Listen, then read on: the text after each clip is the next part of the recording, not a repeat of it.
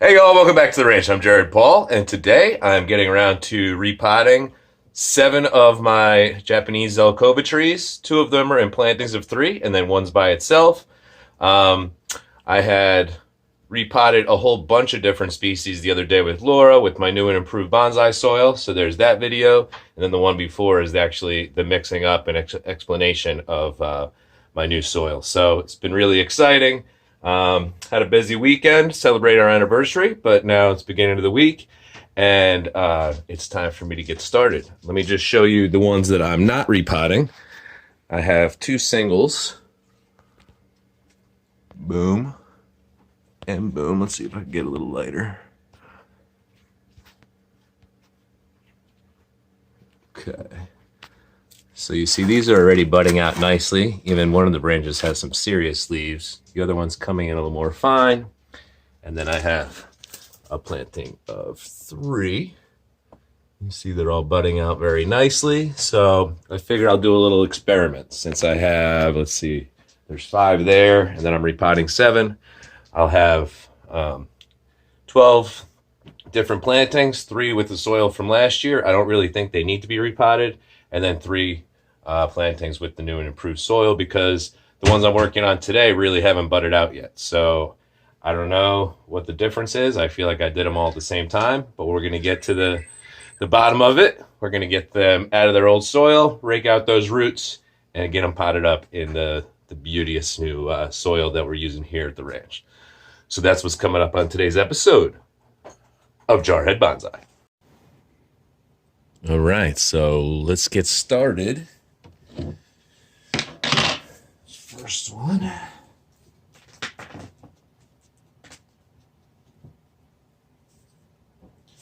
This pot's all right for indoors, but since I'm going to be putting it outdoors again, and I have some terracottas, I'm going to stick with that theme and grab one of those.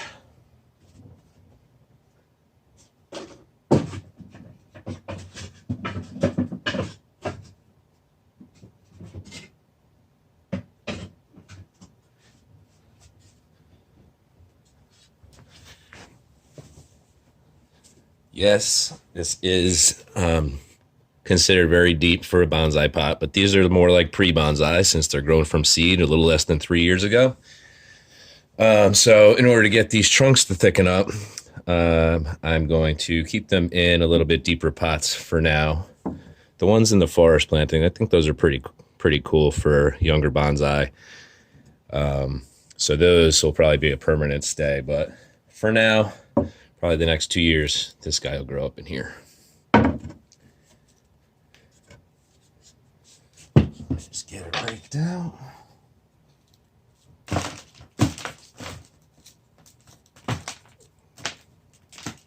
You can see here, along the bottom, pretty good roots. So I'm drinking the Master Cleanse today because I typically, if I'm going to do a cleanse day, it's going to be on a Monday because I tend to celebrate the weekends and enjoy Jameson and other beverages, and especially taking Thursday and Friday off to celebrate. I definitely indulge. So anyways, what you do is you drink 100 ounces of this in a day. You don't eat any solids, and the cayenne pepper filters through your organs, cleaning it out. Lots of water and citrus juice help alkalize your gut, your stomach. And the maple syrup or the honey, depending on which one you use, that keeps your blood sugar up and stable for the day so that you don't get like lightheaded and headaches and stuff.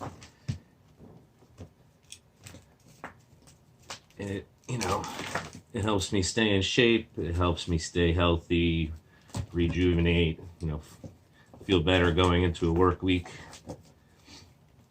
So if you haven't tried it and you're looking for something to add to your fitness or nutrition regime, that'd be somewhere I would start. And you could do anywhere from 1 day to 3 days. I'm not going to be a hero. I'm just going to do today and then get back on eating good whole foods. No alcohol the rest of the week. Just lean meats and veggies.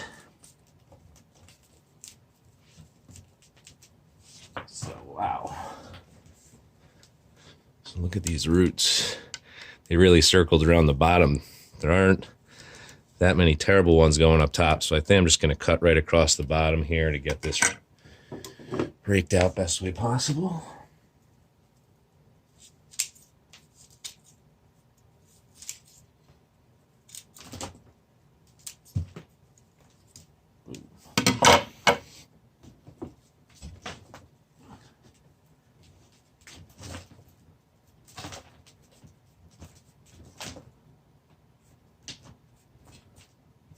I had a really full day today too. It's fine. Actually, you know, you'd think you'd be low energy and stuff like that, but really not so much. Really just buzz around, getting lots of stuff accomplished. It's good to do it on a day where you're busy, so you're not even really thinking about eating. All right, give that a little shake. You see, that's what we're left with here.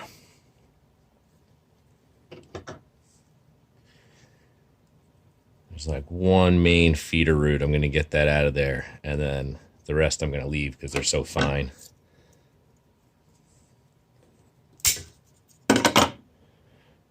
See that? Okay, I have my biodegradable drainage screens here. My broski at Blue Sky Bonsai out of Madrid, Spain, he warned me to be careful that these don't get clogged up and then it'll be hard for drainage. And I really haven't had any issues with them like that. I know a lot of people use like a window screen, metal screen, and that's cool if that's what you have. But I had ordered 960 of these. And so with the remainder ones that I didn't grow seeds in, Laura just split them in half and that doubled down. So, you know, with repotting every couple of years, it won't fully break down and it hasn't gotten clogged up. So I'm thinking with this nice light soil that we should be good, but I will take it under advisement for the future. Keep an eye on it. If you haven't checked out Blue Sky Bonsai, it's a great channel. The guy has some really cool trees started a nice outdoor bonsai garden area. Really cool. Enjoy his channel. He was recommended by my broski Ian at Back Garden Bonsai because, you know, if you've been watching bonsai on YouTube, you know that, you know, everybody has their real lives, and with the exception of a few, I mean, everything gets in the way, but with the exception of a few people, you know, this is more of a fun hobby. So not everybody is always making videos. So sometimes it's like, oh man, nobody's made a video in a while. So I had asked Ian, I'm like, anybody new out there you'd recommend? So, yeah.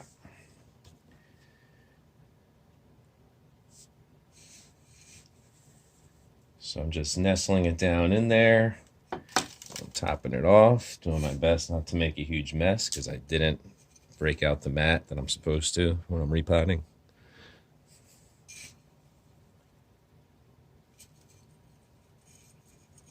Boom, boom. Let's see.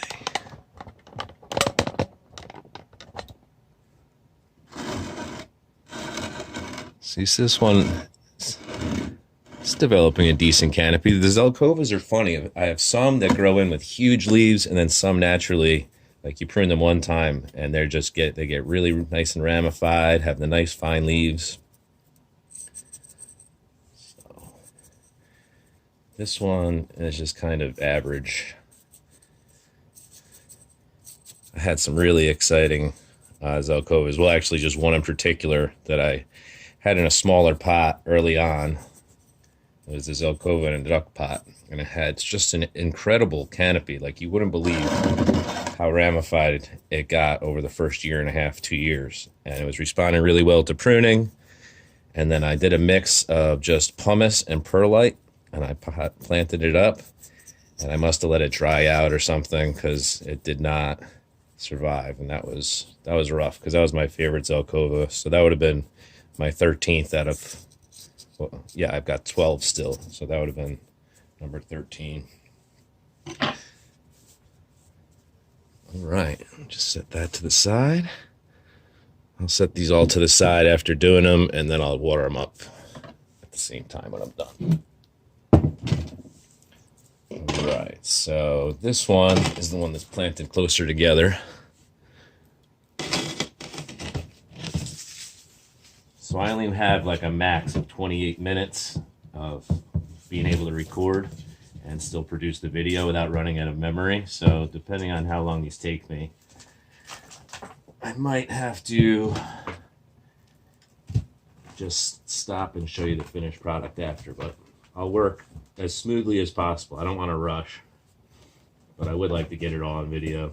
The last one, I just had too many trees to repot, and so I did a little bit of hyper speed, and then I just kind of did a show and tell after I was done, because there's no way I would have had enough memory, and it took me like 4 hours. This shouldn't be that long. So same kind of thing happening with this one. We've got it all swirled around the bottom. Let's see that biodegradable screen in there.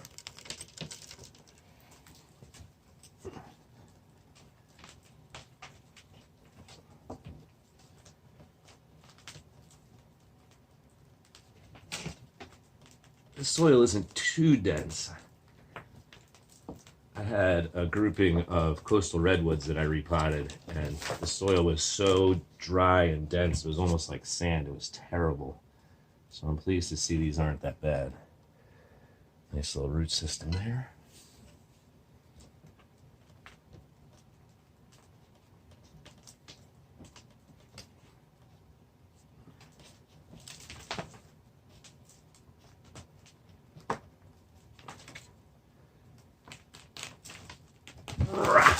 All right. It's like a controlled intensity when you're trying to get these roots separated. You don't want to rip them all, but you have to, like, you know, do a nice, slow, steady pull, kind of work them out. So this main tree, the big one, he's the Mac Daddy with all those roots at the bottom. Snip those off.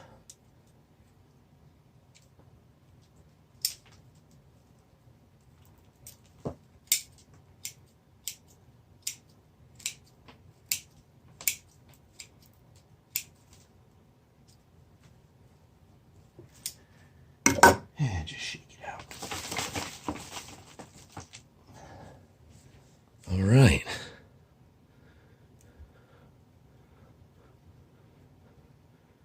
So I think the three of these look much better together than they do just individuals. But I really like that root coming down and going out. That's nice. That's a nice start. Got a few medium-sized ones trying to do the same thing across from it. Let's see, we have a taproot.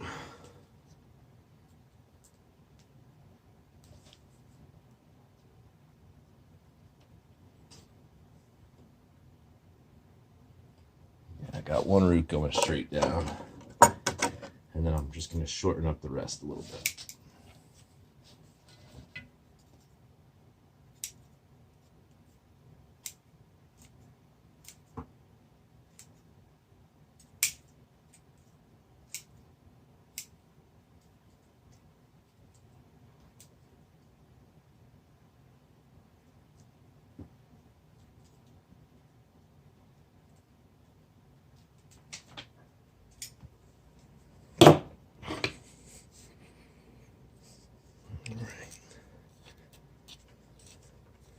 Not too bad.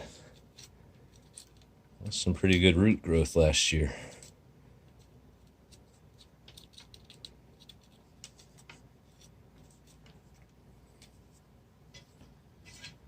One. This one doesn't have that many roots, so I'm not going to mess with it.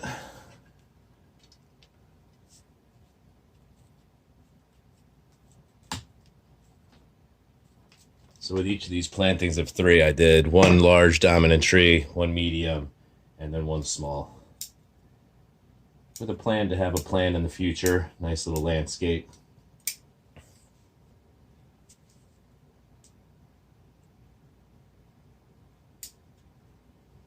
Oof, this one has a really fugly root.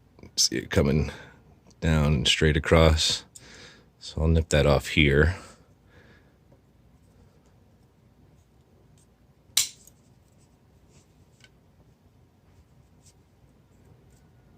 And then unfortunately there aren't that many roots left, so I can't do too much surgery. All right, so while I fill this thing with soil and do that, I'm going to just put you on speed time.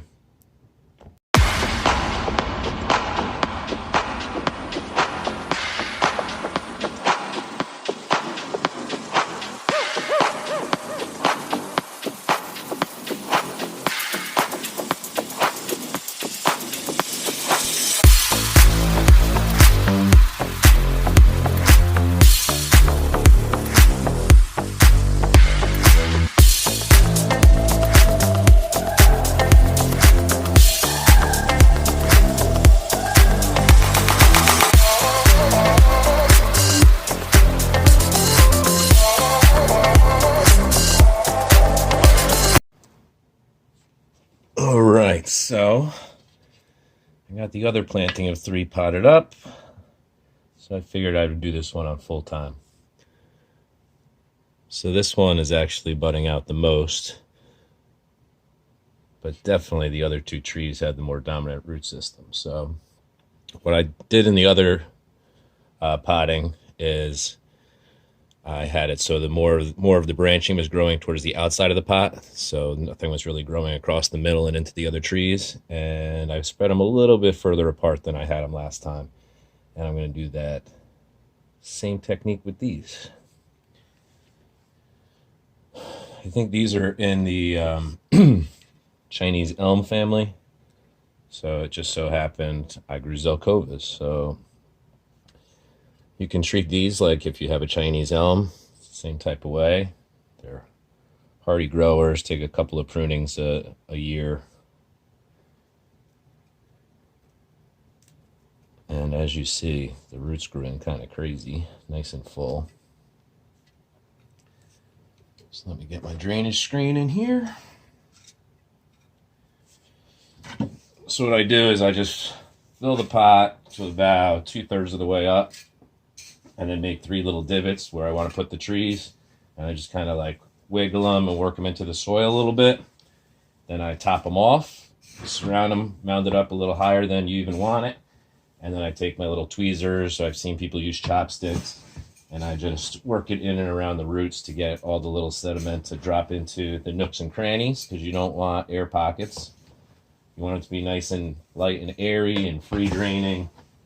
Plenty of oxygen to pass through, but air pockets will just kill your tree.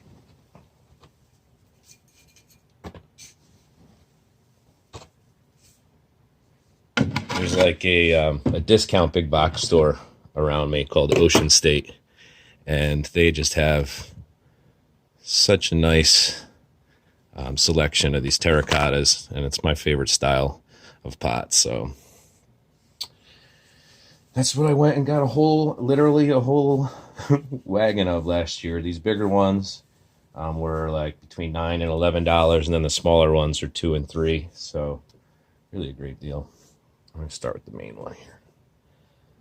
So this tree is about, I don't know, I'd say 16 to 18 inches. So foot and a half, more like it.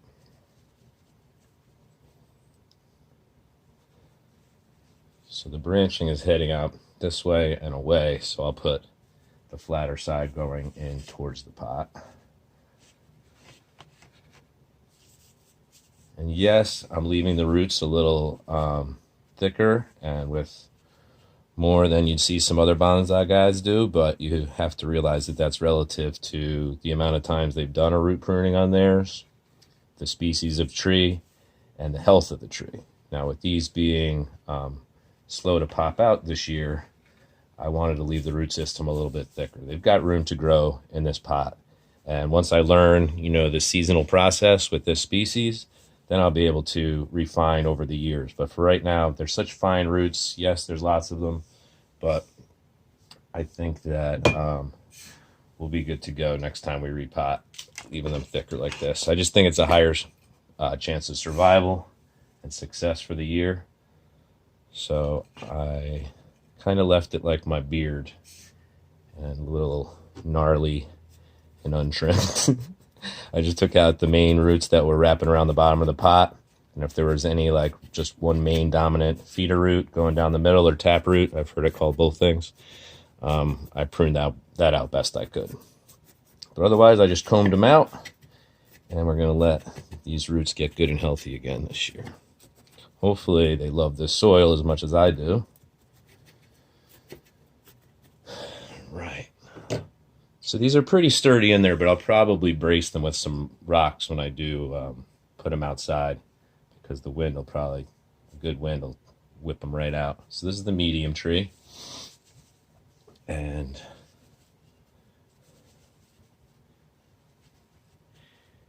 it had a lot of strong roots too. I'm doing the same thing. I'm putting it so that the main branching is heading out and away from the other tree.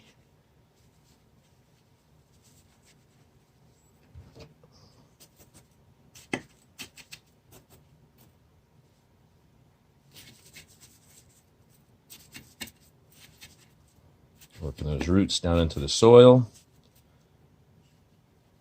And I'm going to, because everything's pretty much frozen outside, typically I use the hose. We have a well, so my watering from the sink here isn't as bad as like if you have city water. You don't want to do that. In that case, I would pick up like spring water from the store and use that.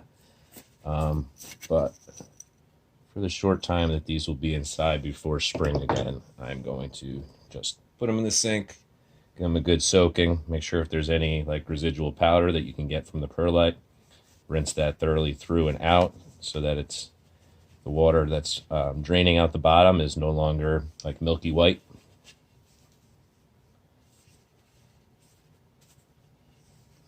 These guys, of course, the one that I did on time lapse went very smoothly. These guys are being difficult. Let's see if mounting up some soil in here can help me out. Get them snug and sturdy in there.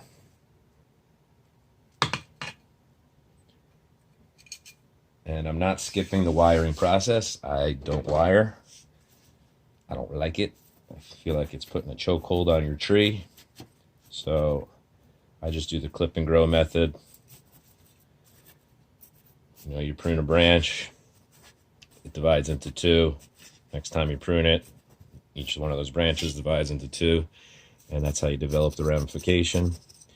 And when I'm growing them indoors in early spring, before I put them outside, I rotate them so that each day a different tree is facing towards the window. So you get more of a vertical growth rather than them really weeping to the side. That can be cool in certain trees, like tropical trees I like to do that with, get them all weepy. But these Zelkovas, I just picture them in like, you walk into a little forest and all the branches are reaching up and out towards the sun.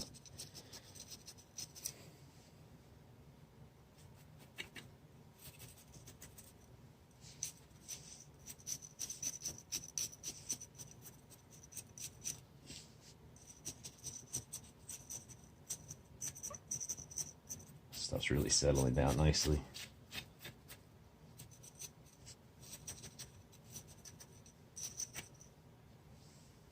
Boom, a little more on this guy.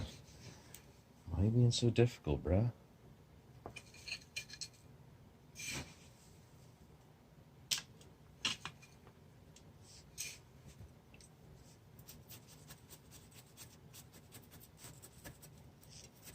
Yeah, definitely gonna need a couple of rocks around this guy.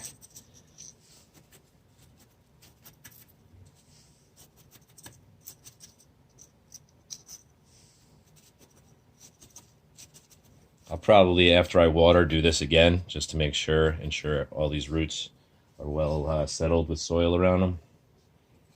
Since this is such a light mixture, I think I need the assistance of the water to really drop it down into place. Get a little look-ski here.